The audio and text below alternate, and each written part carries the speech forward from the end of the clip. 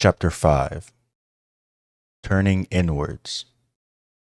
The search for self-knowledge. With the second line of the major arcana, we move from the outer world and its challenges to the inner self. The contradictions concealed in the chariot's powerful image must now be faced openly. The mask of ego must die. Dramatic as it sounds, this situation is actually very common, at least in the need, if not the fulfillment. Self-questioning and searching have long been seen as features of middle age. When people are young, they are concerned mainly with the victory over the forces of life, finding a partner and achieving success. When success has been found, however, people may wonder about the value of it. The question, who am I beneath all this possessions, beneath all the images I represent to other people, takes on more and more importance. Today, many younger people are not waiting for middle age and success to ask these things. A characteristic of our time is the desire for life to have a sense of meaning, of inner essence. And more people are deciding that the first place to look for such meaning is within themselves. This idea, in fact, is only a half-truth. The magician teaches us that as physical beings, we find reality only in connection with the outer world. The inner world truth of the high priestess is a potential and must be manifested through the consciousness of the magician. But as long as our masks and habits and defenses close us off from the self-knowledge so that we never know why we act, then all the things we do remain meaningless. The flow between the magician and the high priestess needs to be free for life to possess value. Because the line basically reverses the emphasis of the first 7 cards, many of the cards appear as mirror images to the ones above them. Sexual polarity of trumps 1 and 2 become turned around in strength in the Hermit, while the principle of light and dark, outer and inner, remain in the same position. The wheel of fortune turns away from the natural and mindless world of the Empress to a vision of inner mysteries. At the end of the line, Temperance shows us a new kind of victory. The chariot's force has been replaced by balance and calm. Where the charioteer's stone chariot removed him from the direct contact with the earth and the river, the angel of Temperance stands with 1 foot on land, 1 in the water, showing the personality in harmony with itself and life. Another theme appears in the second line. So far, the cards have presented a series of lessons to us, things we must learn about life to become mature and successful in the outer world. But enlightenment is a deeply personal experience. It cannot be studied or even pondered, but only lived. The series of outer lessons culminate in the Wheel of Fortune, which shows us a vision of the world and ourselves which must be answered. Hanged Man, however, shows something else entirely. Here we see not a lesson but the image of enlightenment itself, the outer personality turned upside down by a very real and personal experience. In between these 2 cards, and at the exact center of the whole major arcana, lies justice. However, carefully balancing the scales between the inner and outer, past and future, rationality and intuition, knowledge and experience.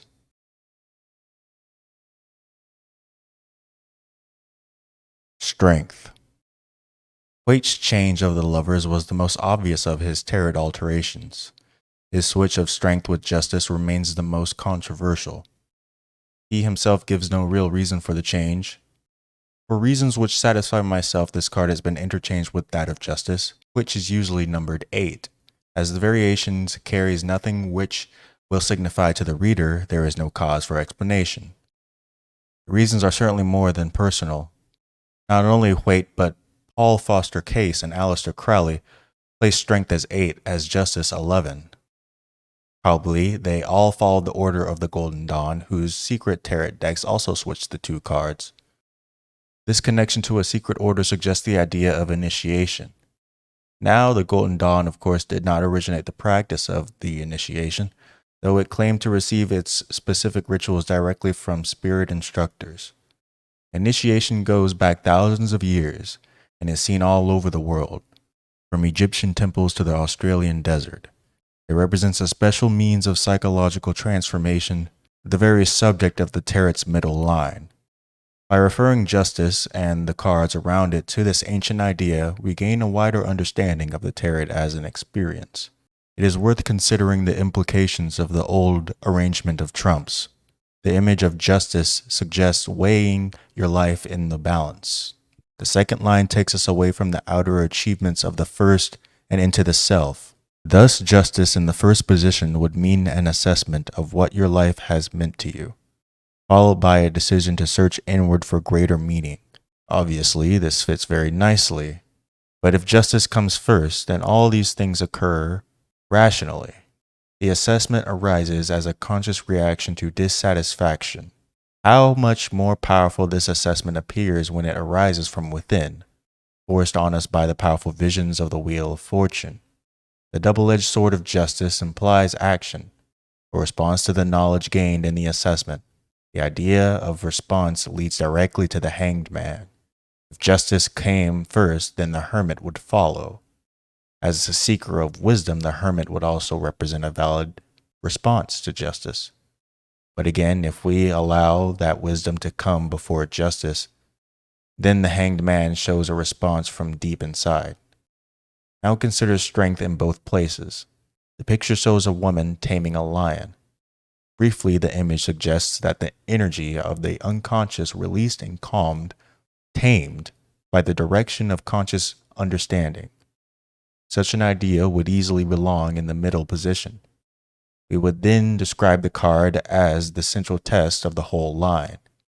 And certainly, the peacefulness and the great reversal of the Hanged Man would follow strength perfectly. But we can also see strength as the qualities vital for beginning the line. The search inward cannot be accomplished by ego. We need to confront feelings and desires long hidden from our conscious thoughts. If we attempt to transform ourselves by a wholly rational process, we create another kind of persona, something very like, in fact, happens quite often. Many people feel a lack of spontaneity in their lives. They look around them or read books on psychology and observe with a certain jealousy or even shame at their own repressions, the characteristics of spontaneous people, and then rather than follow the fearful process of releasing their hidden fears and desires, they carefully imitate spontaneity. They have extended the chariot to a new domain. By making strength number 8, we set it against the chariot as a different kind of power, not the ego's will, but the inner strength to confront yourself calmly and without fear. The mysteries can be brought out because we have found the strength to face them. The lion signifies all the feelings, fears, desires, and confusions suppressed by the ego in its attempt to control life. The charioteer drew upon his inner feelings as a source of energy, but was always careful to direct that energy where he consciously decided it would go. Strength allows the inner passions to emerge as the first step in going beyond the ego. On a very simple level, we can see this emergence of suppressed feelings in the person who allows him or herself to act childlessly, to sweep or scream, in short, to do all things that previously seemed foolish or embarrassing. In a deeper level, the lion symbolizes the whole force of personality, usually smoothed over by the demands of civilized life. Strength releases this energy in order to use it as a kind of fuel, propelling us along the inner path of the hermit. This process can only be accomplished because the lion is tamed at the same time that it is released. It does so, however, with a sense of peace, a love of life itself, and a great confidence in the final result. Unless we truly believe that the process of a self-discovery is a joyous one, we will never follow it through. The symbolism of the pictures and the numbers reinforcing the comparisons of strength and the chariot. The chariot shows a man and strength shows a woman. Traditionally, of course, these represent rationality and emotion, aggression and surrender. Also traditionally, the chariot's number 7 belongs to the male, magic, the number 8 to female. This symbolism arises from anatomy. The male body contains 7 openings, counting the nose as 1, the female 8. Also, the male body possesses 7 points, the arms and legs and the head and the center and the penis. The female possesses the 8, the breasts replacing the penis. What do we mean by male and female magic? Esoteric theory considers sexual energy as a manifestation of the energy principles underlying the entire universe. Male and female being similar to the positive and negative poles of electromagnetism. Through manipulation of this bipolar energy, magic, power results. The occultist considers these principles a science, no more and no less, mysterious than the modern scientists' manipulations of atomic energy. We can describe the rider pack lovers as a schematic energy diagram. Therefore, the chariot and strength belong together esoterically as the practical manifestation of the principles symbolized in the magician and the high priestess. Psychologically, they also embody 2 kinds of power. Our society emphasizes the masculine force of control, conquest, dominating the world through reason and will, but the feminine qualities of intuition and spontaneous emotion are far from weakness. To release your deepest emotions with love and faith requires great courage as well as strength. The fool comes in here. Only by a kind of psychic leap can we move from the conscious to the unconscious, and only a fool would make such a jump. For why give up success, control? The gods force Oedipus, the inner needs will force the rest of us. Strength's position, as first in the line, links the card to the magician, as does the infinity sign. Another reference to 8, above her head. The reversal of sex indicates a joining of aspects from both the male and the female archetypes. Magician activates involvement with life has been modified by the inner peace implied in the high priestess. The woman's sensual figure, her blonde hair, and the flower belt linking her to the lion connect the card to the empress as well. The empress represents natural instinct and passion. Again, we see the image of emotional energy, the animal desires, as some tarot commentators call it, released and tamed. White described the flower belt as a second infinity sign, with 1 loop around the woman's waist, the other around the lion's neck. We can describe strength as the magician united with the empress. That is, the magician's power of consciousness and direction has mingled with the empress's sensuality, giving it a sense of purpose and leading to the hermit. Notice that for the first line, 1 plus 3 equals 4. The emperor, for the second line, 1 plus 3 becomes multiplied by 2. The inner truth of the high priestess. Another aspect of the trump carries this unity of 1 and 3 still further. The Hebrew letter given by Case and others to strength is Teth. Teth refers Kabbalistically to snake.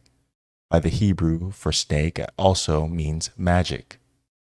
All over the world, people have made this connection, from the snakes on Hermes' magic wand to the Kundalini power of tantric occultism in India and Tibet.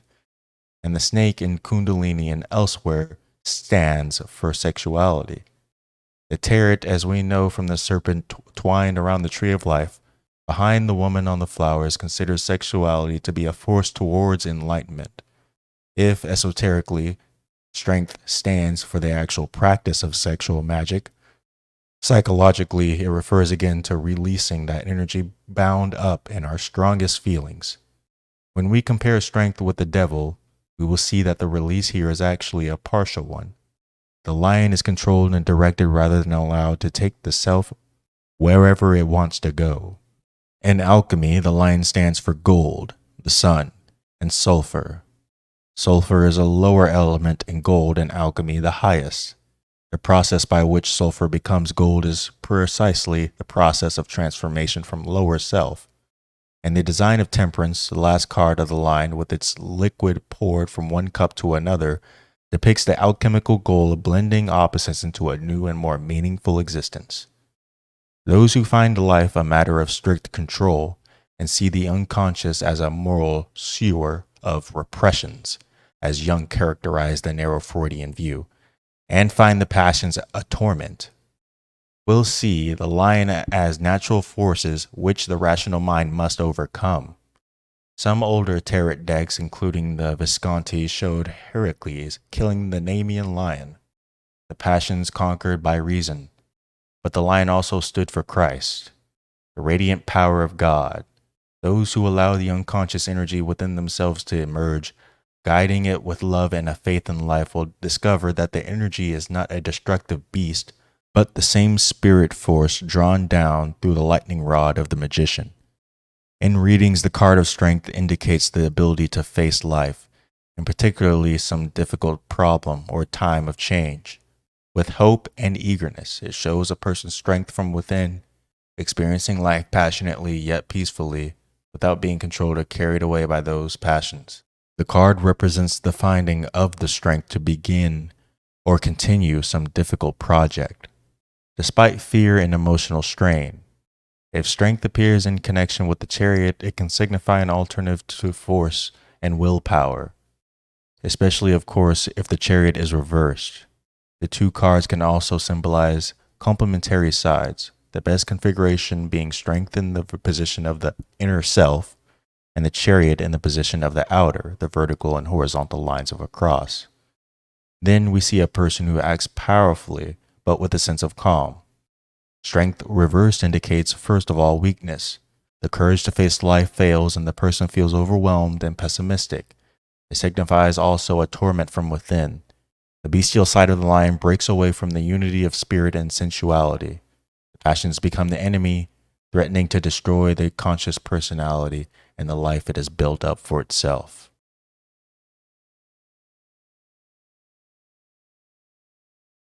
The Hermit.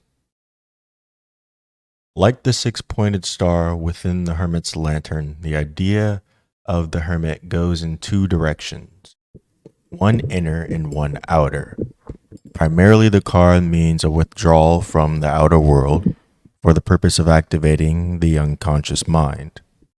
We see this process symbolized in the downward pointing water triangle, as the alchemists call it, but the hermit also signifies a teacher who will show us how to begin this process and will help us find our way.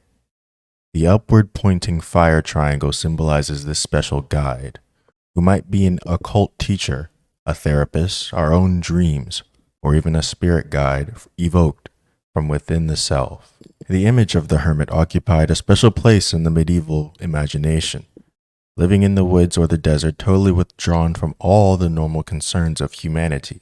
The hermit represents the alternative to the church. The European version of a yogi, ascetic, he demonstrated the possibility of approaching God through personal experience. People often looked upon the hermit as living saints and attributed magic powers to them, in the way that yoga disciples will tell wonderful stories about their masters. Though the hermit withdrew from society, he or she did not withdraw from humanity. Among other functions, they gave shelter and sometimes blessings to the travelers. Countless stories, especially the Grail legends, depict the hermit, who acts as a giver of wisdom to the knights on a spiritual quest.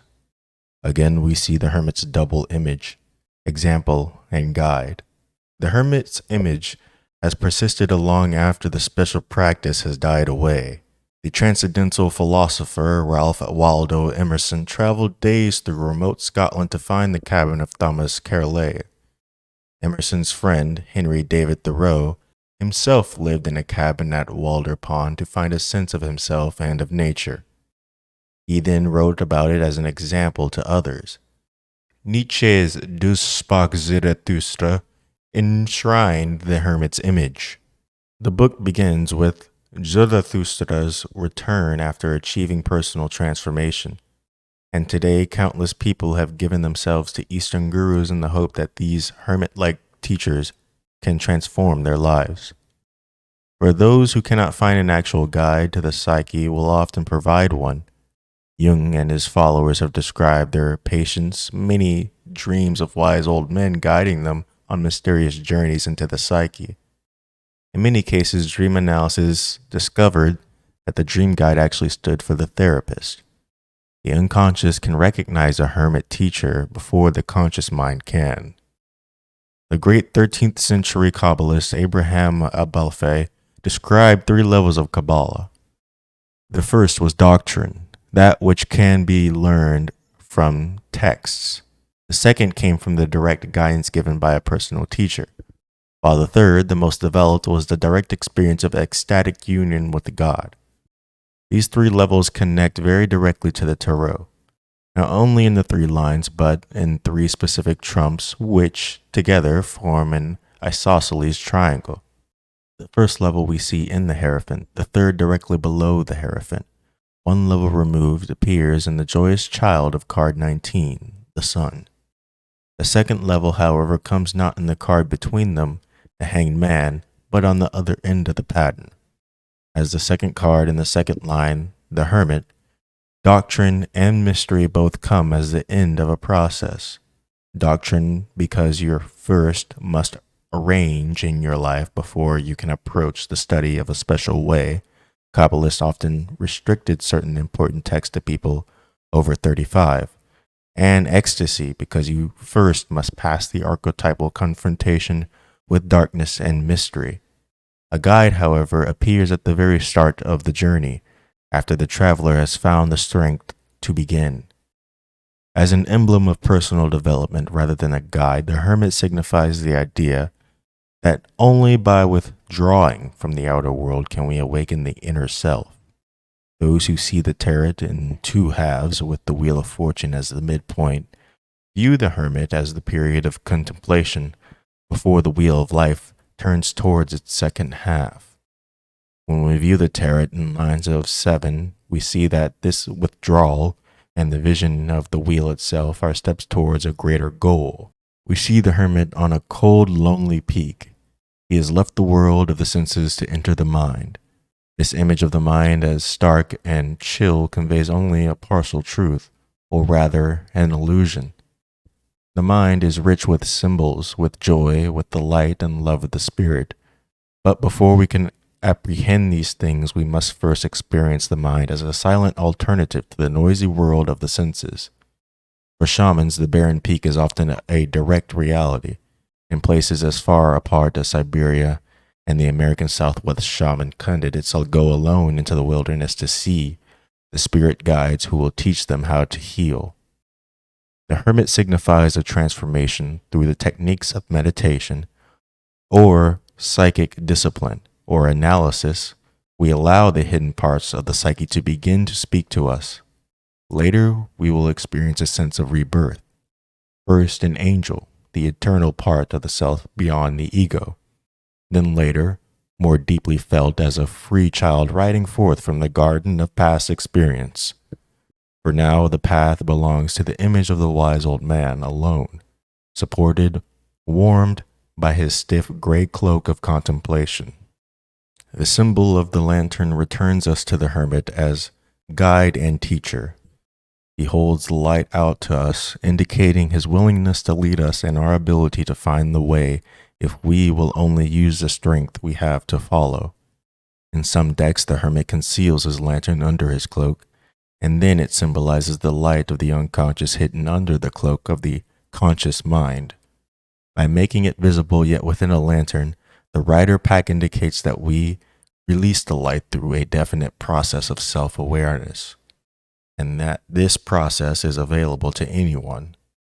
We have seen the star both as a symbol of the hermit as teacher, and also as a light of the unconscious beckoning us to discover its secrets. It further signifies the goal of resolving the opposites of life. The water and fire triangles traditionally represent not only 2 elements usually opposed, but also male and female united in a single form. The hermit's staff suggests a wizard's staff, and therefore the magic wand of the magician, whereas the fool used the wand instinctively. The hermit leans on it as a conscious support.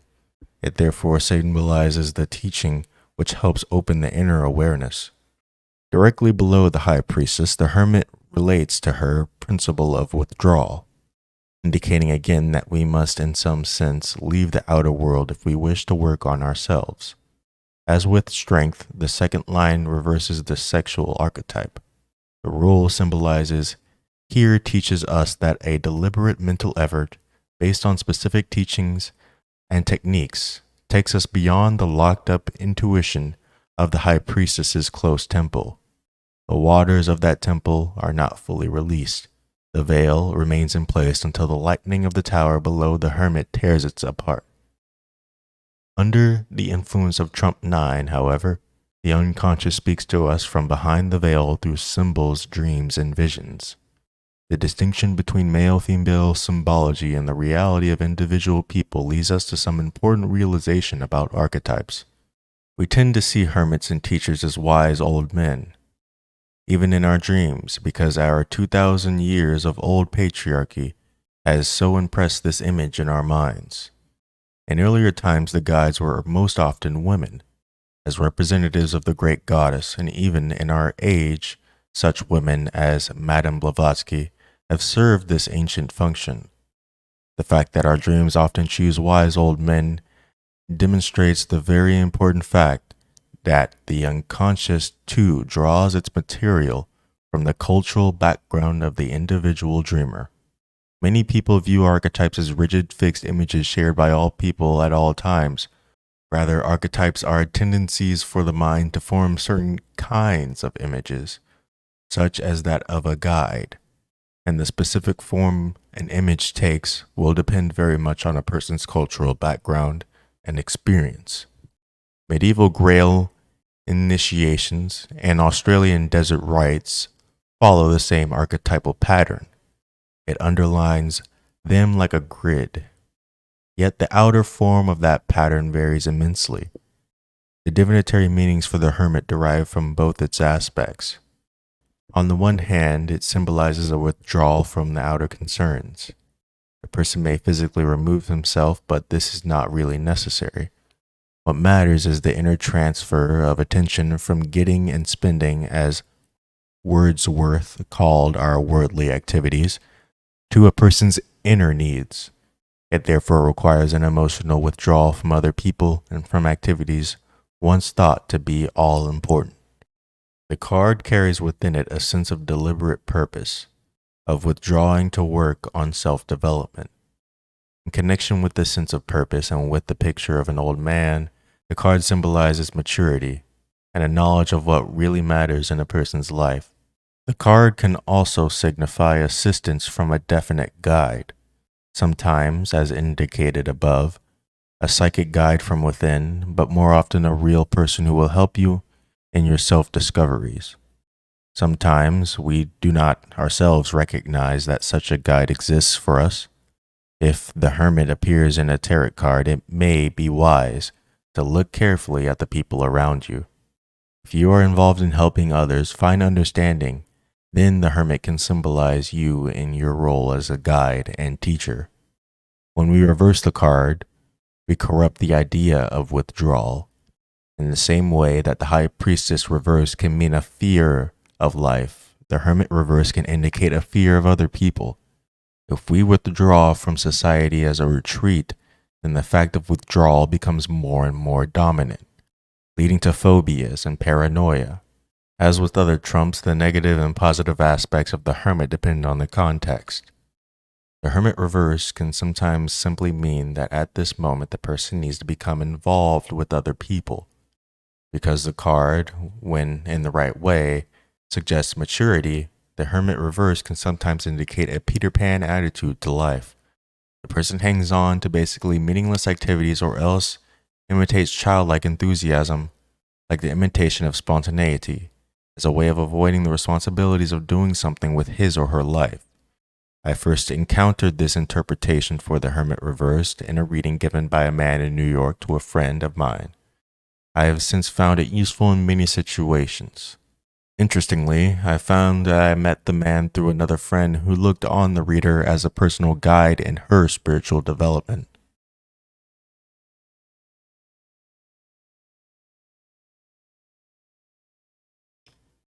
The Wheel of Fortune. Like certain other trump cards, most notably Death, the Wheel of Fortune derives from a medieval homily.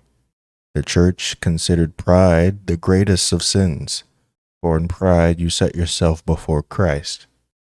One lesson against pride was the idea of a great king falling from power. In many versions of the King Arthur legend, the king dreams or sees before him, on the eve of his final battle, a vision of a rich and powerful king seated on top of a wheel. All of a sudden, the goddess Fortuna turns the wheel, and the king gets crushed at the bottom. Sobered, Arthur realizes that no matter how much secular power we acquire, our fate rests only in the gods' hands. The Visconti cards on the right above enshrines this practical sermon. Now we might consider this neat moral fable to be far removed from the powerful and mysterious symbols staring at us from the white Smith card on the top left and the Oswald Worth version on the bottom left.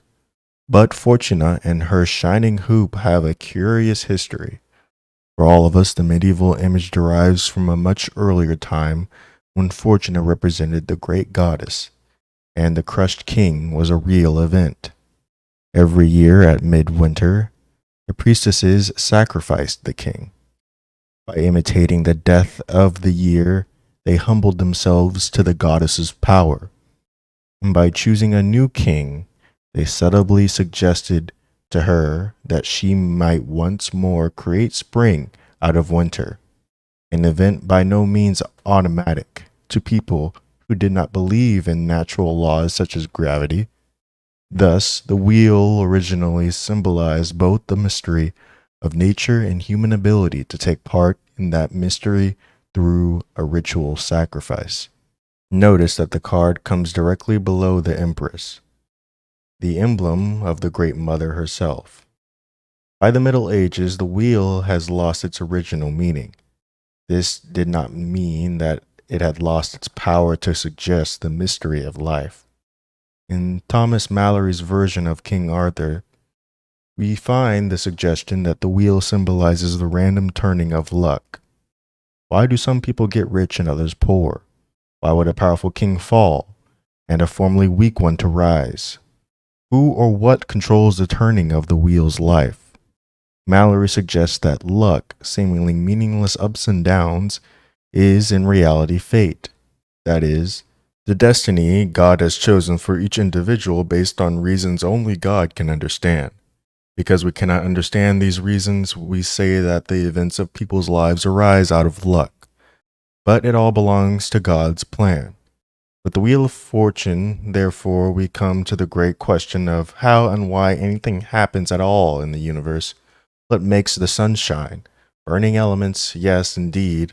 But what makes them burn? How did atomic energy come to existence? Why would spring follow winter? After all, why and how does gravity work? Going further, we find that fate is also an illusion, a dodge to cover up the fact that we, with our limited visions, cannot see the interconnection between all things. Oh, well, we say, it's fate, a meaningless statement because we cannot understand the meaning. Things do not just happen, they are made to happen. The power to shape events, to give life and form and purpose to the universe belongs, Mallory tells us, to the Holy Ghost, dwelling in the physical world as a presence within the Holy Grail, the Ace of Cups, in the same way that the Shekinah physically dwelt within the veiled sanctuary of the Temple of Jerusalem. We come then to the truth that both the random events of life and the so-called laws of the physical universe are mysteries leading us to an awareness of the spirit force drawn down by the upraised arms of the magician and manifested in the natural world of the Empress. A great many mystics and shamans have said that their visions showed them how all things connect, how everything fits together, because the spirit unites the entire universe. Possibly we would all see and understand this grand scheme of life if it were not for the fact that we do not live long enough. Our short lives narrow our vision to such a minuscule portion of the world that life appears meaningless. Now, this idea of the wheel as a mystery of fate with its hidden meaning fits very well a modern whitesmith version of the card, especially when we consider it as the halfway to the final trump. If we place the Rider Pack wheel beside the world, we see immediately the link between them. In one, we have a wheel filled with symbols. In the other, we find a wreath of victory, and inside it, a dancer who embodies the truth behind the symbols. Even more striking, we find the same four animals on each card in the corners, except that the mythological being of card 10 have been transformed into something real and alive in the world. Thus, at the halfway point, we receive a vision of the inner meaning of life. At the end, that vision has become real, embodied in our own being.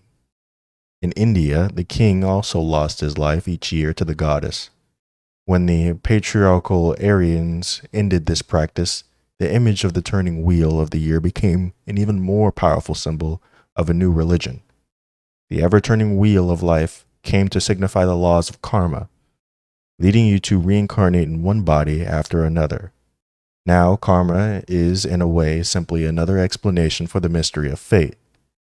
By the actions you take in one life, you build up a certain destiny for yourself in the next, so that if you commit a great many evil deeds, you create in your innermost immortal self a kind of psychic need for punishment. When the time comes for your next incarnation, you inevitably choose a low-caste or diseased body. This simple psychological explanation of karma is perhaps based more on Buddhism than Hinduism. Again, our limited understanding prevents us from directly experiencing the truth behind the wheel of fire or karma. When Buddha attained enlightenment, he remembered every moment of every one of his past lives. Indeed, the memory was the enlightenment. By gaining full knowledge, he was able to perceive it ended his desire. He got off the wheel. We could say that enlightenment means, or includes at any rate, piercing through the outer events to the spirit that dwells within him, that is, finding the Holy Ghost within the wheel of fortune. It is significant that King Arthur experiences the wheel of fortune as a vision in a dream, because whether we see it as the halfway point to the major arcana, or simply one of the steps to completing the second line, the wheel is indeed a vision given to us by the unconscious. The hermit has turned away from the outer world. As a result, the unconscious shows him a vision of life as a turning wheel filled with symbols. The wheel of life does not become visible until we step away from it. When we are involved in it, we see only the events immediately before and behind us. The daily concerns our egos find so important. When we withdraw, we can see the whole pattern. Physiologically, we can view this vision as an assessment a person makes of where his or her life has gone and where it is going. On a deeper level, the vision remains mysterious and symbolic. We can see what we have made of our particular lives, but fate remains a mystery. The symbols on the wheel all possess meaning. They help us to understand the truth within the visions. Nevertheless, we do not experience the full living force. The light of unconscious remains veiled. It is significant also that Mallory connects the Wheel of Fortune to the Holy Grail. For the Grail symbols, which are also the symbols of the minor arcana, go back probably almost as far as the yearly regal sacrifice. When the candidates for initiation into the ancient European mysteries was given his vision of the inner secrets of the cult, it was most likely the four symbols of the cup, the sword, the lance, and the pentacle that were shown to him with great mystic ceremony. And the basic tools of the ritual magic laid on the magician's table are the same four symbols and also the suits of the minor arcana. Though we do not see the four symbols directly on Trump 10, we do see two of their many analogies. The four creatures on the corners of the card derive from the vision of Ezekiel 1:10. They appear also in Revelations 4:7. Now, over the centuries, these four figures, sometimes called the guardians of heaven, come to symbolize the four basic elements of ancient medieval science. From the right-hand corner, anti-clockwise, they are fire, water, air, and earth. And these elements belong as well to wands, cups, swords, and pentacles. Besides representing the elements, the four beasts also stand for fixed signs of the zodiac: Leo, Scorpio, Aquarius, and Taurus. The zodiac, of course, is the great wheel of the visible universe. Thus, both the elements and the signs signify the physical world, again seen as a mystery, and which can only be truly understood by learning the secret truths. The other connections with the four elements comes in the four-letter name of God in the wheel's rim. Beginning at the upper right-hand corner, and again reading anti-clockwise, the letters are Yud He Vav He. Because this name appears in the Torah without vowels, the four letters are all consonants. It is unpronounceable. Therefore, God's true name remains a secret. For at least 2,000 years, Jews and Christians have seen this name as magical. Mystics meditate on it. Abulafia's ecstatic third level of Kabbalah was reached through workings with God's name, and magicians manipulate it. For Kabbalists, the four letters are the very symbol of the world's mysteries. The process of the universe's creation was held to have occurred in four stages, corresponding to the four letters. And of course, the letters also connect with the four elements, the Grail symbols, and the minor arcana. The Roman letters interspersed between the Hebrew are an anagram. Read clockwise from the top, they spell tarot. Read anti-clockwise, they form Torah.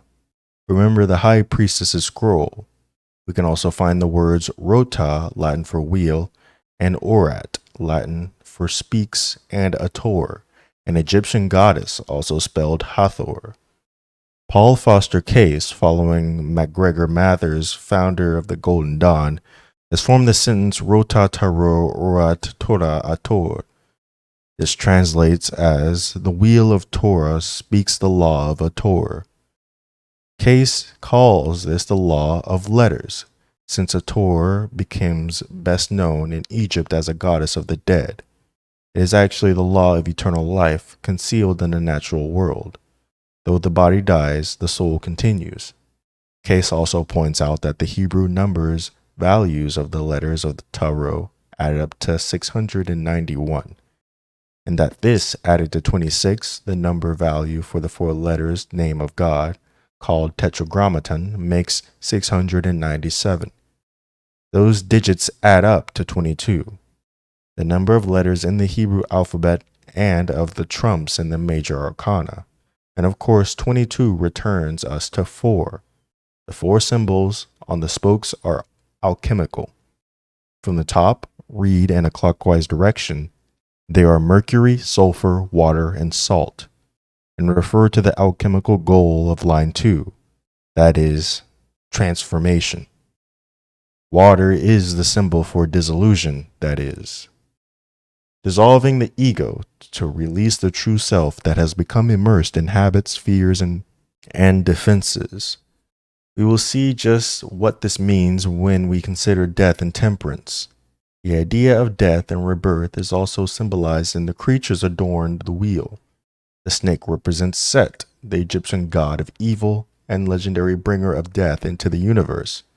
It is he who kills Osiris, god of life.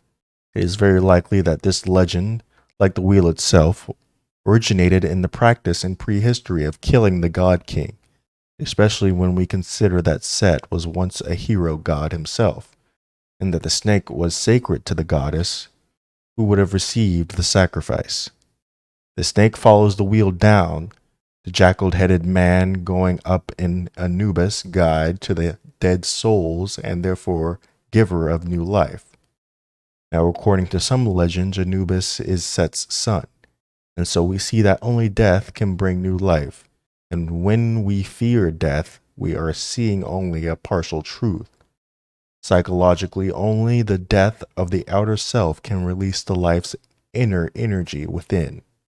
The Sphinx on the top of the wheel represents Horus, Osiris' son, and god of resurrection. In later centuries, after replaced by Ator, life has triumphed over death. But the Sphinx, as we saw in the chariot, also signifies the mystery of life. The chariot controlled life with a strong ego. Now the Sphinx has risen above the wheel. If we allow the unconscious to speak, we will sense some great secret to life, more important than the endless road of apparently meaningless events. Set, the snake, was also called God of Darkness. Again, to see darknesses as evil is an illusion, and indeed the fear of darkness, like the fear of death, belongs to the ego. The ego loves the light just as the unconscious loves the dark. In light, everything is simple and straightforward. The ego can occupy itself with these sense impressions from the outer world. When darkness comes, the unconscious begins to stir. That is why children see monsters at night.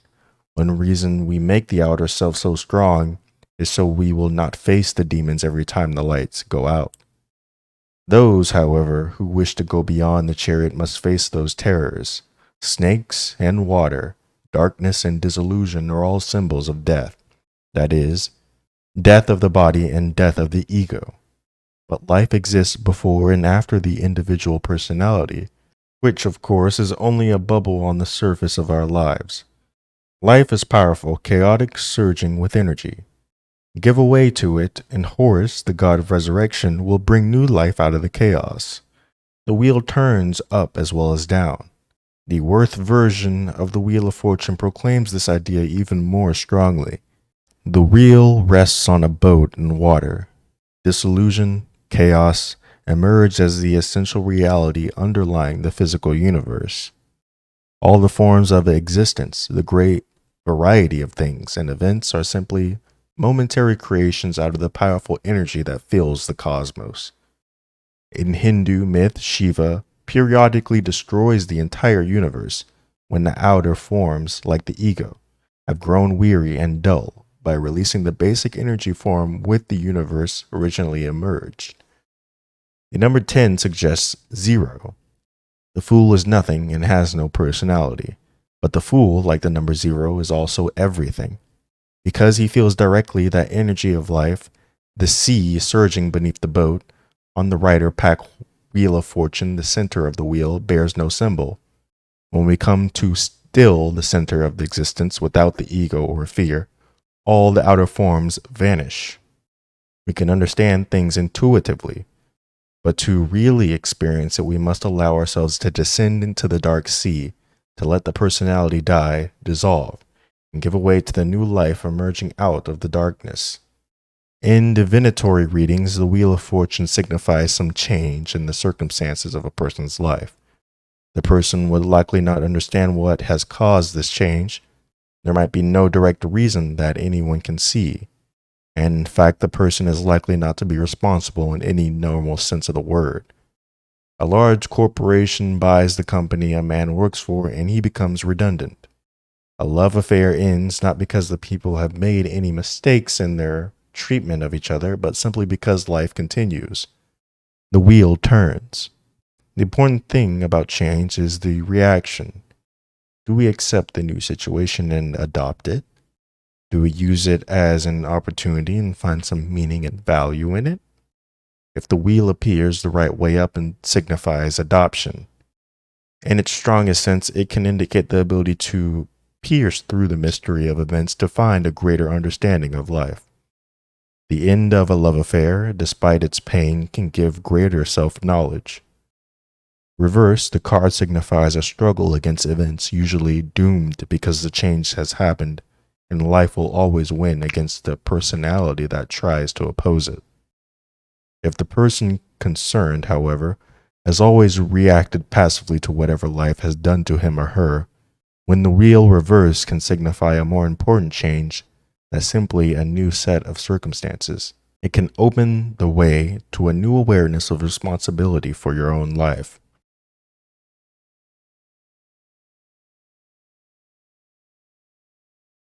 Justice. The image of this trump derives from the Greek titaness Themis, who appears with her blindfold and scales on courthouse frescoes throughout the Western world. The legal justitiae, to give her her Latin name, was blindfolded to demonstrate that the law does not discriminate and applies to weak and powerful alike. The principle of social justice, however, properly belongs to the emperor, directly above justice. Card 11 indicates that the psychic laws of justice, by which we advance according to our ability to understand the past, depends on seeing the truth about ourselves and about life. The Terra Justitia, therefore, wears no blindfold. So far, we have spoken of the second line as a process of withdrawal from our outer concerns to awaken the inner vision of ourselves and of life. But the vision of the underlying nature of things is meaningless if it does not produce an active response.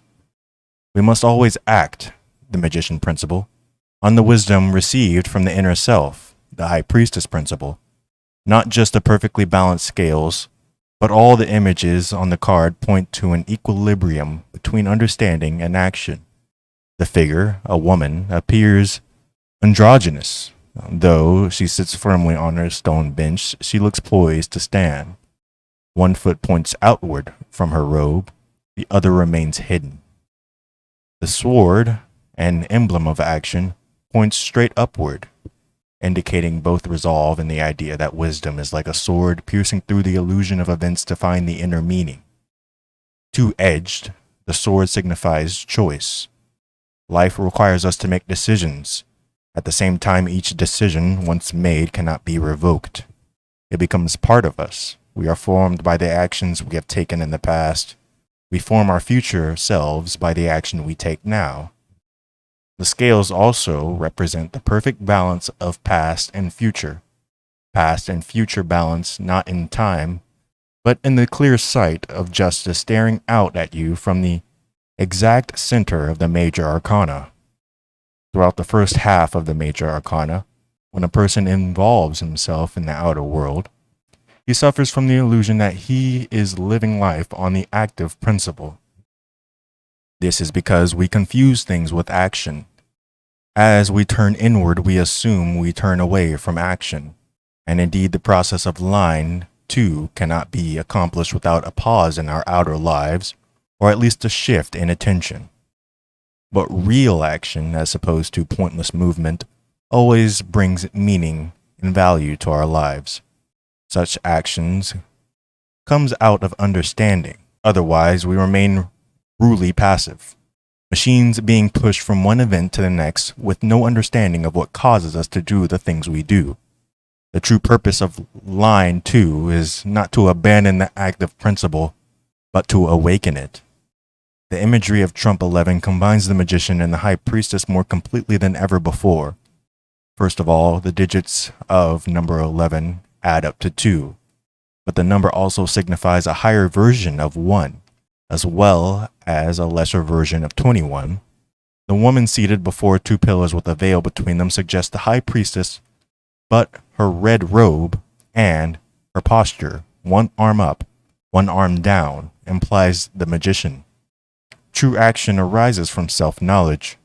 Wisdom arises out of action. In life, as in the picture, the magician and the high priestess are inextricably combined, like a male and female snake twined around each other. Symbol of the Kundalini, as well as the caduceus of Hermes, are the double helix of DNA. The color of the veil is purple, emblem of inner wisdom.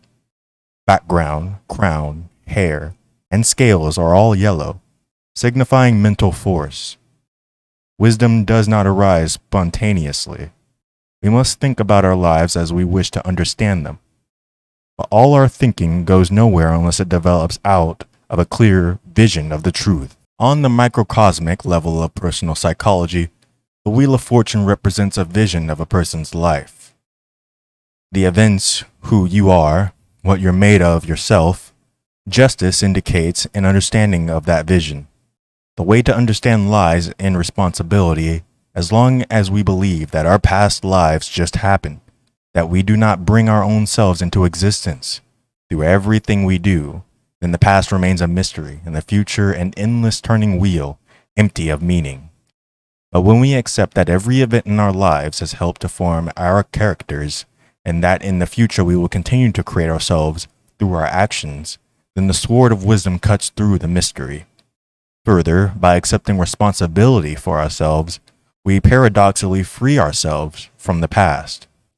Like Buddha remembering all his lives, we can only get loose from the past by becoming conscious of it. Otherwise, we constantly repeat past behaviors. This is why justice belongs in the center of our lives.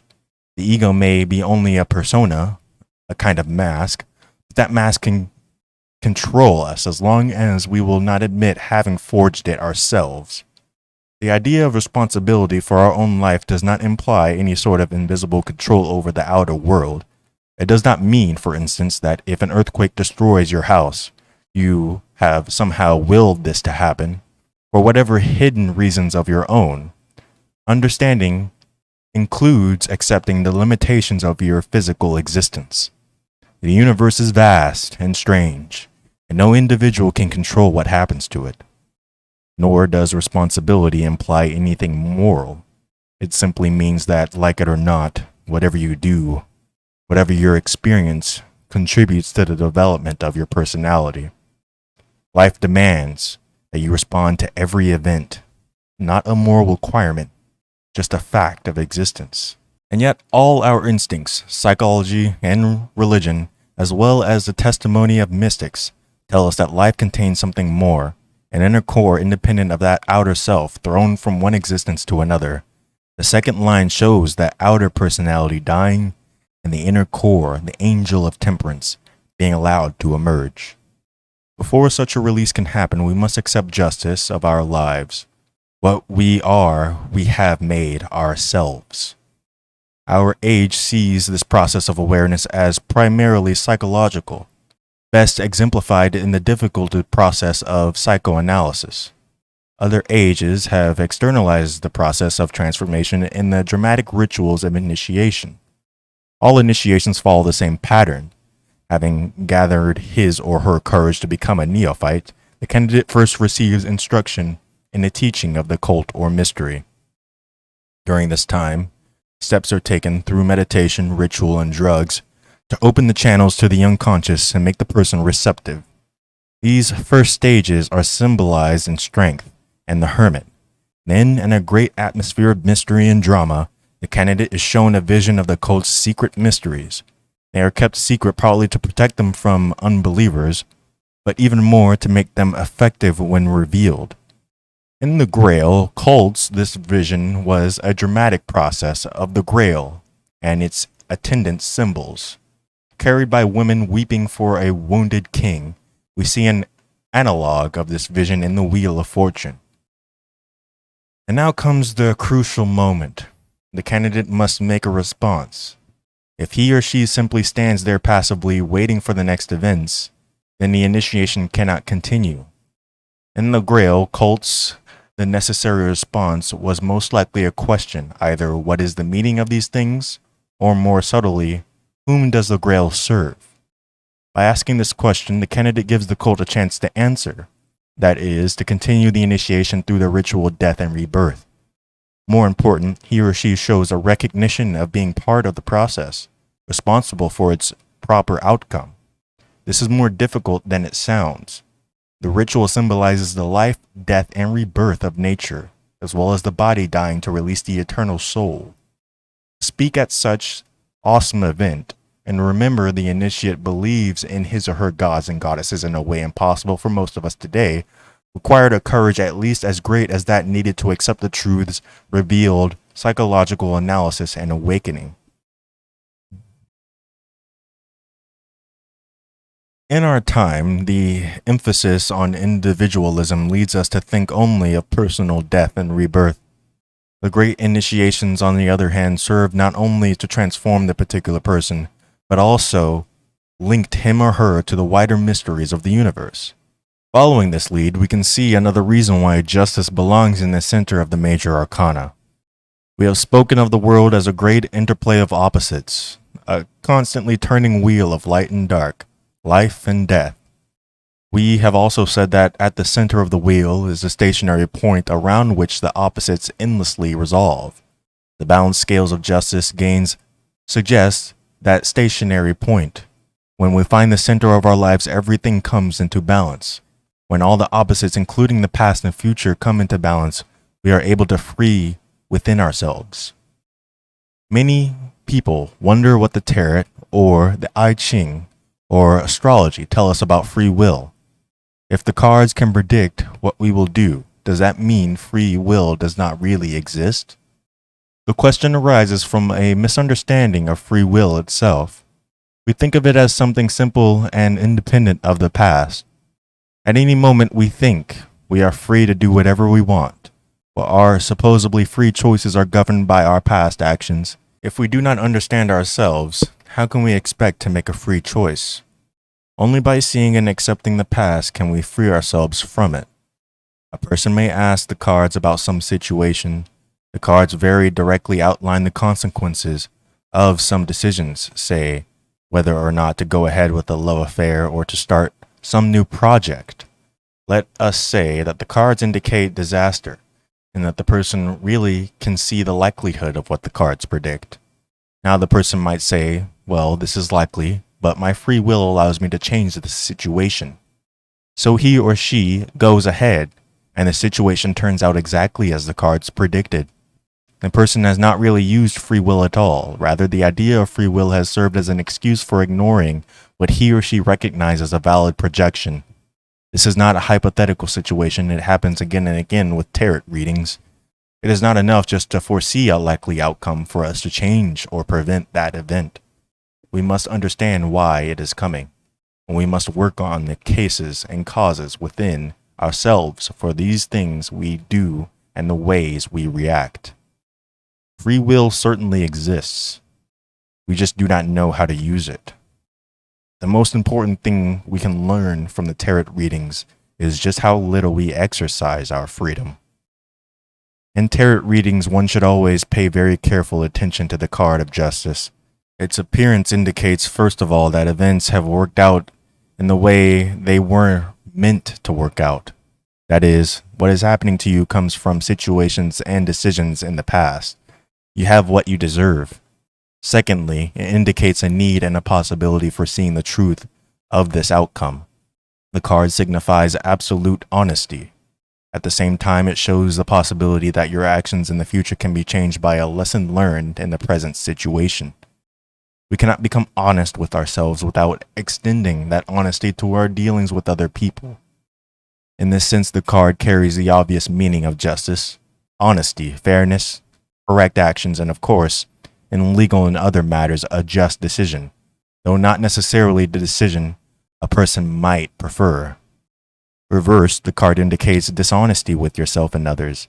It shows an unwillingness to see the meaning of events and shows especially that you are missing some opportunity for a greater understanding of yourself and of your life. On the outer level, it indicates dishonesty and unfair actions or decisions.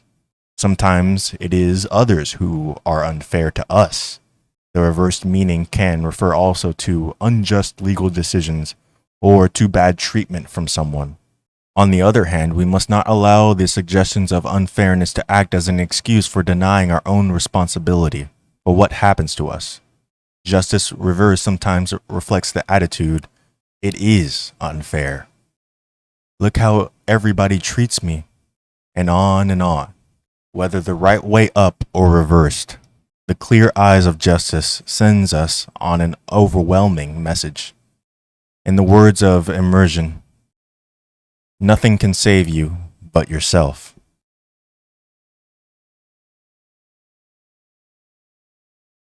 The Hanged Man.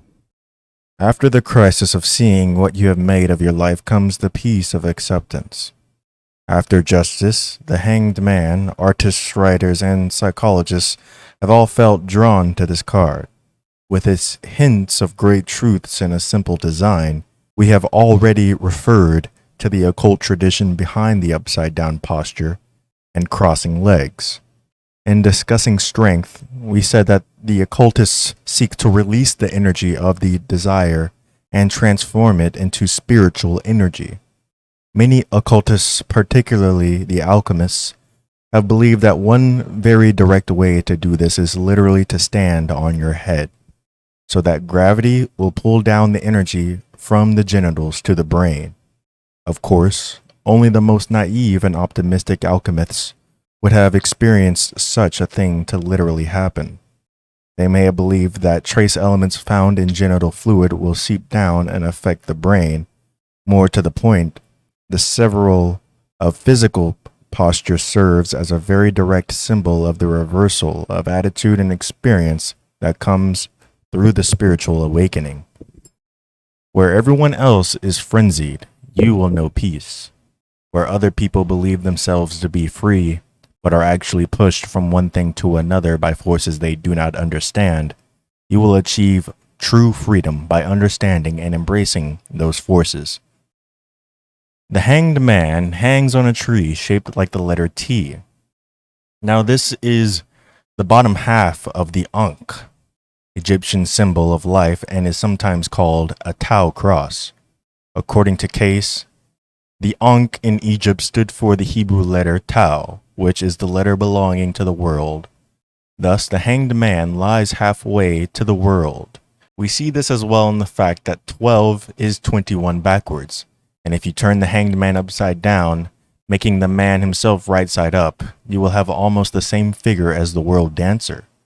When we ask, therefore, what card serves as the halfway point for the major arcana, the answer is not one but three: the wheel, justice, and the hanged man, symbolizing a process rather than a moment.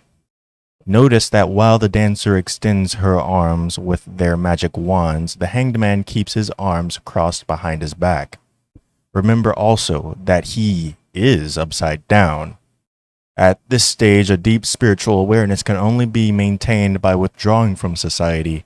In the world, we see that same awareness maintained amidst all the outer activities of life. He hangs on the Ankh, which makes his tree the tree of life. Recalling Odin sacrificing himself on Yggdrasil, we can also call the gallows the world tree. This tree begins in the underworld, the unconscious, and reaches up through the physical world, the conscious, to heaven, the superconscious. The idea first represented by the diagram of the lovers has begun to actually happen. What we saw previously as concepts now becomes, after justice, a genuine experience. The hanged man's number 12 is 2 times 6. That is the high priestess raising the lovers to a higher level. Beyond all its symbolism, the hanged man affects us because it shows a direct image of peace and understanding. The calm shows so strongly in the card because the hanged man has surrendered and involved joining the rituals instead of just watching them. For many modern people, it involves releasing the emotions they have locked up for years. Notice that both these things are acts. Surrender to the world tree in an actual step we take, not a passive one. T.S. Eliot's poem, The Wasteland, links the idea of an individual surrender to emotions with both the barrenness and European life after World War I, and the ancient Grail mysteries. The wounded Fisher King can be healed by a moment's surrender, which an age of prudence can never retract. Earlier in the poem, the hero is told, fear death by drowning. The ego sees surrender as death, disillusion in the sea of life. The person who gives this warning is a tarot reader. Eliot's poem helped to popularize the tarot cards in the 1920s. Specifically, it made famous the hanged man. Actually, the hanged man does not appear in the poem, but is important because of his absence. Eliot claimed to really know nothing of the tarot, only to use some images from it. Apparently, however, he knew at least one esoteric fact unknown to even many tarot commentators, that according to some esoteric writers, the hanged man originally bore the title the drowned Phoenician sailor. Madame Sosostris applies to this title to the hero. This is our card. Surrender is his destiny, but he has denied it. I do not find the hanged man. The crossed legs represent the number 4 upside down. 4 symbolizes the earth with its 4 directions. By reversing his own sense of values, and the hanged man has turned the world on its head. The arms and head together form a downward pointing water triangle. The way to the superconscious is through the unconscious. The Golden Dawn card on the right of the writer version shows the hanged man suspended over water. Most tarot Kabbalists assign the letter Mem to this card. Mem stands for seas, or the element of water. We therefore see 4, the world, consciousness, and 3, here representing water, or the unconscious, and the hanged man's body. These numbers multiplied form 12. In multiplication, the original numbers become dissolved and form something greater than their sum. The number 12, like 21, suggests both 1 and 2. The card reflects the magician in the sense that the power drawn down by the wand has now entered the hanged man. We see it as the circle of light about his head. The experience of really feeling the spirit force within life is one of the great power and excitement in the midst of the complete calm. The number 2 suggests the high priestess, so does the image of water. Both cards indicate a withdrawal, but where Trump 2 indicates the archetype of receptivity, Trump 12 shows an experience of it. 1 plus 2 equals 3. The Empress directly felt life through emotional involvement. The hanged man feels it through inner awareness. In readings, the hanged man bears the message of independence. Like the Fool, which signifies doing what you sensed was the best, even if other people thought it was foolish, the hanged man indicates being who you are, even if others think you have everything backwards. It symbolizes the feeling of being deeply connected to life and can mean a peace that comes after some difficult trial. The Trump reversed indicates an inability to get free of social pressure. Rather than listen to your inner selves, we do what others expect or demand of us. Our awareness of life always remains second-hand, never a direct experience but only a series of stereotypes. Like the person who models his or her behavior on the order of parents and the actions of movie stars, the card reversed only means fighting your inner self in some way. It can mean the person who tries to deny some basic part of himself, or simply the person who cannot accept the reality and who in some way or other is constantly battling life. By putting his or her ego against the world, this person too never fully experiences life. None of us can know the full meaning of being alive until, like Odin, we hang ourselves on the world tree. Its roots deep beyond knowledge and the sea of experience, its branches lost among the endless stars.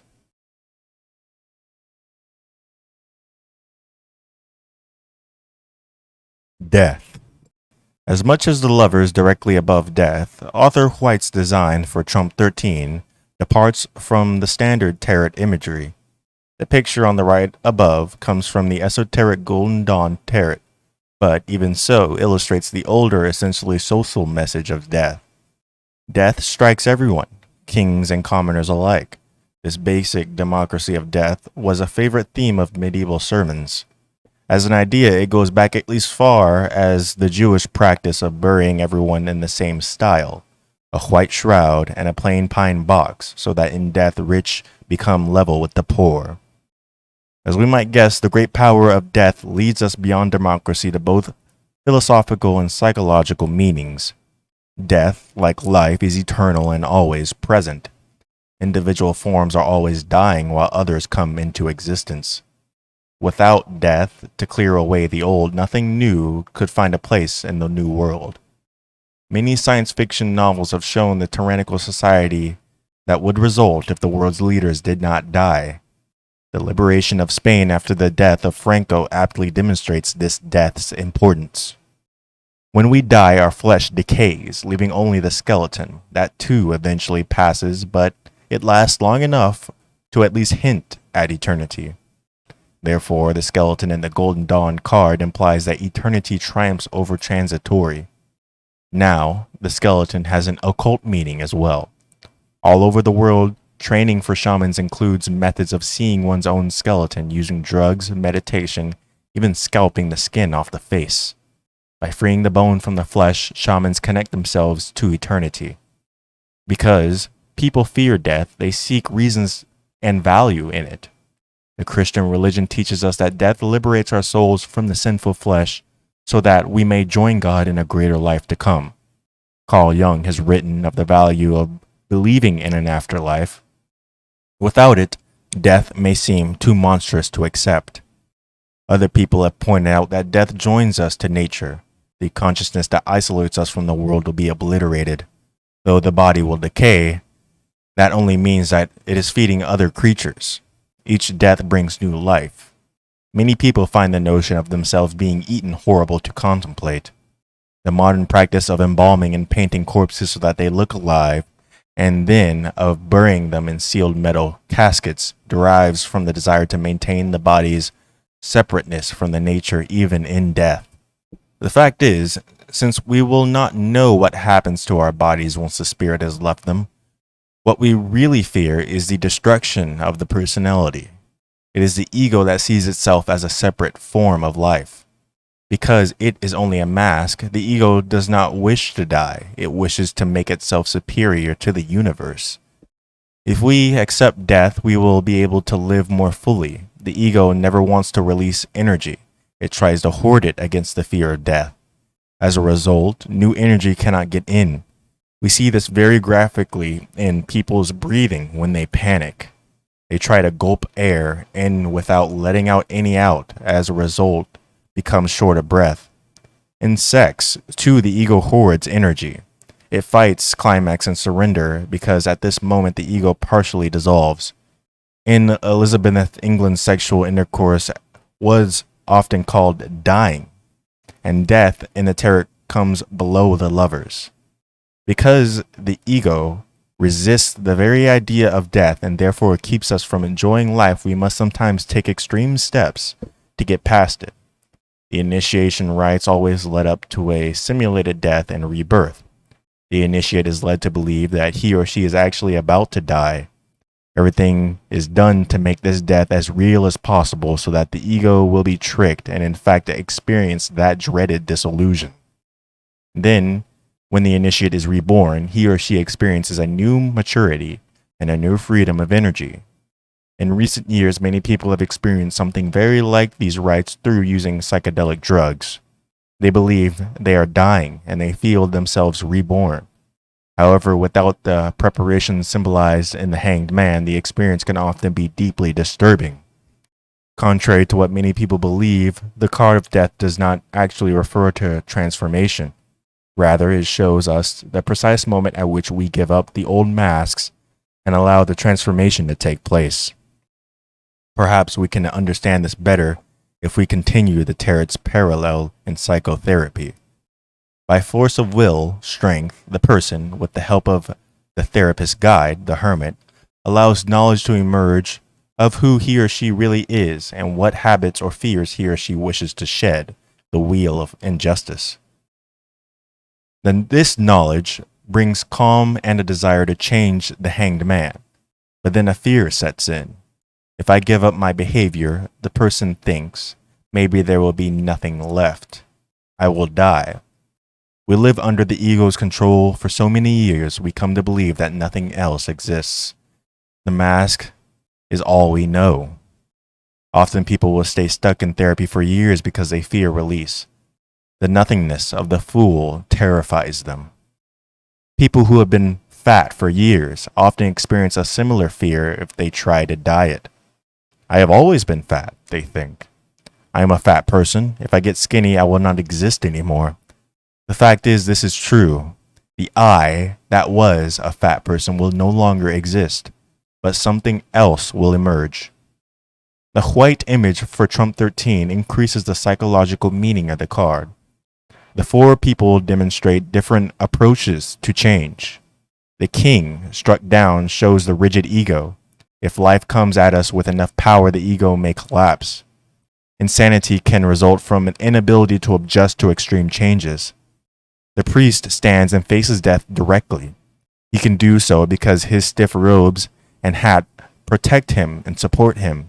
We see here the value of a code of belief to help us past our fears of death. The maiden symbolizes partial innocence. The ego is not rigid, yet still aware of itself, unwilling to surrender. Therefore, she kneels but turns away. Only the child, representing complete innocence, faces death with a simple offering of flowers. Death wears black armor. We have already seen how blackness and darkness symbolize the source of life as well as its end. Black absorbs all color. Death absorbs all individual lives. The skeleton rides a white horse. White repels all colors, and therefore symbolizes purity, but also nothingness. The white rose stands for the desired purified, for when the ego dies, selfish and repressive needs die with it. At the back of the card, we see a sun rising between two pillars. The ego belongs to the outer world of duality, separating and categorizing experiences. Through death, we feel the radiant power of life, which knows only itself. The landscape before the pillars reminds us of the land of the dead, described in all mythologies. We fear the death of our old selves because we do not know what to expect afterwards. One main function of these shamans who see their skeletons is to go ahead through the land of the dead and thus be able to guide the souls of others. A river flows through the middle of the card. Rivers, as we saw from the Empress, indicate the unity of change and eternity. The fact that they lead to the sea reminds us of the formless and oneness of the universe. The boat, reminiscent of the pharaoh's burial boats, symbolizes the true self carried through death to a new life. No matter the picture, all tarot cards bear the number 13. Though most people consider 13 unlucky, they do not know why. In our culture, 13 refers to Judas, since he was the 13th man at the Last Supper. Therefore, the number indicates Christ's and all people's death. Friday the 13th is especially unlucky because of Christ's death on a Friday. But we can also describe Christ as the 13th man. Death leads to resurrection. In a more symbolic sense, 13 is unlucky because it takes us beyond 12. 12 is something of a perfect number. It combines the archetypes of 1 and 2. It symbolizes the zodiac, therefore the universe. It can be divided by 1, 2, 3, 4, and 6. More digits than any other number. 13 destroys this elegance. It can be divided by nothing but 1 and itself. Again, we can go beyond the negative aspects of the symbolism, precisely because it ruins the perfection of 12. 13 signifies a new creation. Death breaks up old forms and makes way for the new. The 13 adds up to 4. The Emperor. Through death, we overcome our special selves, since 13 is a higher form of 3, and the cards also recalls the Empress, and reminds us again that in nature, life and death are inseparable. In divinatory readings, death signifies a time of change. Often, it indicates a fear of change. In its most positive aspect, it shows a clearing away of old habits and rigidness to allow a new life to emerge. In its most negative aspect, it indicates a crippling fear of physical death. This fear goes deeper than many people realize, and often a reading with many positive indications will end badly because of death in the position of fears. The trump reverse indicates being stuck in old habits. White talks of inertia, sleep, lethargy in life. This sense of a sluggish, boring life masks the sometimes desperate battle of the ego to avoid change. The card always indicates that death, with its subsequent rebirth, is not only a possibility, but also in a sense a necessity. The moment has come to die. By drowning us in lethargy, the ego prevents awareness of this fact from coming to consciousness. Inertia, boredom, and depression often conceal inner terrors. Temperance. The chariot symbolized the successful construction of an ego able to deal victoriously with life. As time goes by, this ego becomes rigid. Slowly, behavior becomes less a response to reality and more a string of habits. The purpose of the second line of the major arcana is to free us from this artificial personality and at the same time give us a glimpse of the greater truths within the universe. Temperance appears below the chariot, shows a person whose behavior is once again connected to the real world, but in a way more meaningful than ever before. For if the child relates directly to life, it does so without consciousness. And as consciousness grows, so does the ego. Temperance indicates the ability to combine spontaneity with knowledge. The term temperance means moderation. For most people, this means self-control. The tarot temperance, however, does not go to extremes simply because extremes are not necessary. Not an artificial inhibition according to a moral code, but exactly the opposite. A true and proper response to all situations as they arise. The word temperance derives from the Latin tempere, which means to mix or to combine properly. The person who has released his or her inner self is categorized not only by moderation, but by an inability to combine the different sides of life. Many people can only deal with life by parceling into sections.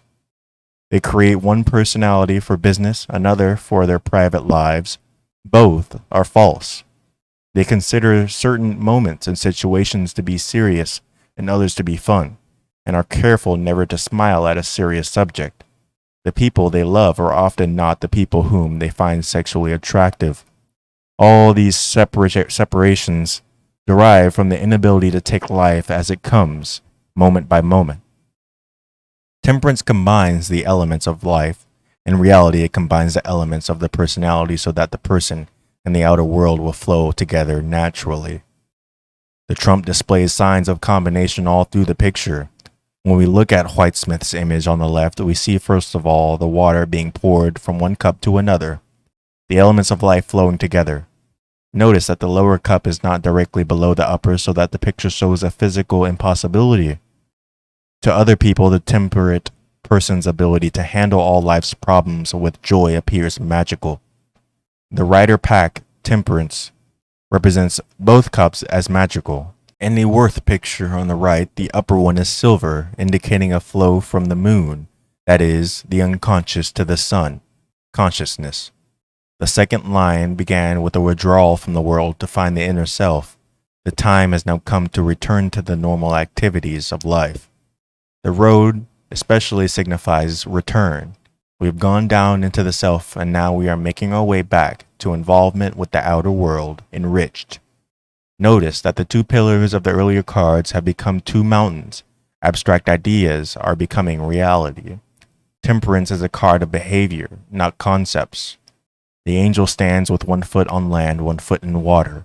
As the water represents unconsciousness to the land, symbolizes the real world of events and other people. The temperate personality, acting from an inner sense of life, links the two realms. Water also indicates, potentially, that is, the possibilities of life, while the land symbolizes manifestations or actuality. The temperate person, through his or her actions, brings into reality the wonders sensed by the hanged man. The BOTA Temperance C figure shows water being poured on a lion and a torch dripping flames on an eagle. Leo symbolizes fire, the magician, while the eagle, the higher forms of Scorpio, stands for water, the high priestess. The angel is mixing the basic duality, inseparably combining the different sides of life that previously appeared hopeless, alien to each other. Now the eagle stands for the higher Scorpio because Scorpio represents the energy of the unconscious.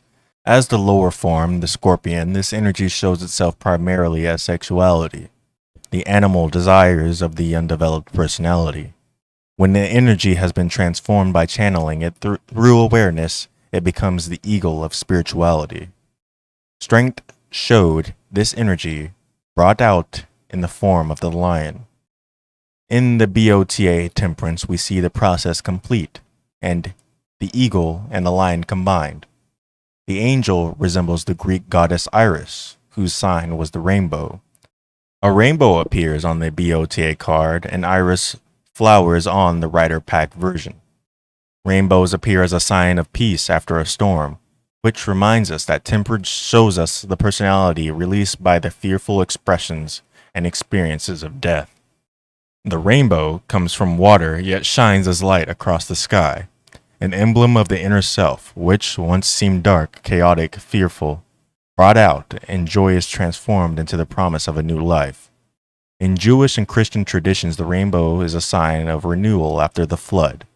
The flood, like Shiva's destruction of the universe, stands psychologically for the death of old patterns, which do not reflect the truth and joy of life, which lead people into evils, behavior destructive to themselves and to others.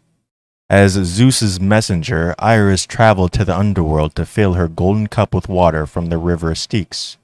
The Greeks believed that dead souls traveled across the Styx to the land of the dead. Only a descent into the underworld of the self can renew life. Religiously, the angel symbolizes the immortal soul liberated by death. If you look closely below the pillar, you will see God's name worked into the fabric of the gown. In Christian tradition, the soul will become joined with God after the resurrection.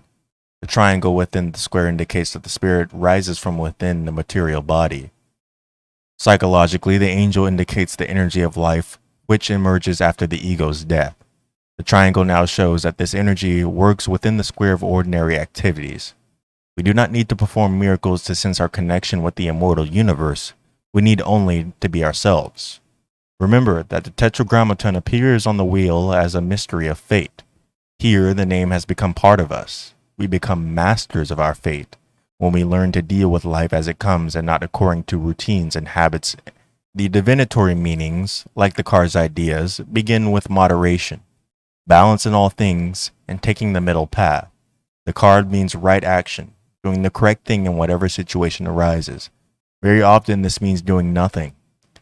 The interpret person always needs to be doing something, but very often a situation requires a person to simply wait. The card will sometimes appear as an antidote to cards of recklessness and hysteria. Temperance signifies mixing desperate elements together, blending activities and feelings to produce a sense of harmony and peace. Because it means balancing and combining the different sides of life, temperance carries a special significance for the minor arcana.